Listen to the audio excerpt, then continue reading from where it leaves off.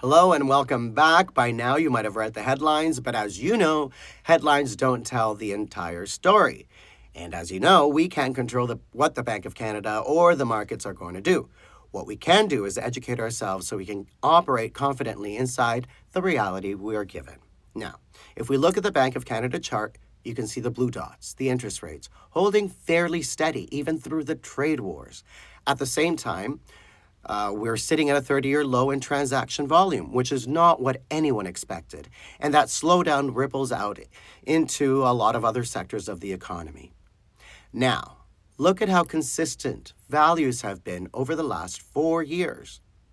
If you think about it, this July marks the 4th anniversary of that 100 basis point move by the Bank of Canada, the only time they've ever done that. That's where we see the first bottom forming in the average sale price. And prices have basically stayed in that range ever since. But if we go back to the historical numbers, February 2021 was up about 16% over February of 2020. Then February 2022 was up another 28% over the year before. Those are wild gains. Since then, we've come back to where the average selling price across the GTHA for all home types is now under $1 million again. That's the broader market picture. Your particular neighborhood may have seen less volatility or maybe a little bit more. The only way to know is to drill down into your micro market, and I'm always happy to do that with you. Now, back in February of 2022, homes were selling in about 9 days on average. Today, we're closer to 36 days, and on normal, healthy markets sits somewhere in the 25 to 35-day range. And in 2022, we were doing 3 times the number of sales we are doing now. So, as a buyer, would you rather be in the market February 2022 or February of 2026? Today in 416, we're sitting just under 5 months of standing inventory. Prices are down roughly 6% overall, largely because of condo activity.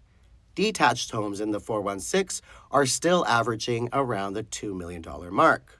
But when you look at the 40-day average time on the market, you think that everything is just sitting there. But a lot of that is in the condo segment. Out of about 1,400 sales this month, 733 of them were condos, and most of those were entry-level units.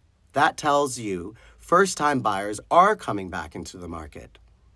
Downtown, the average condo price last month was about $658,000 with 7.5 months of inventory. Now, if we jump to February today, the average was $745,000 with just under 5 months of inventory.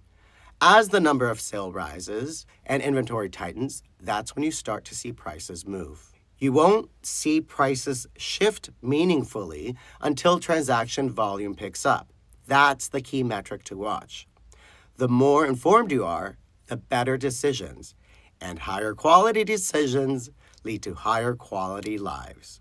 And as always, the links to your particular area are found below, and I'm always here, so say hi.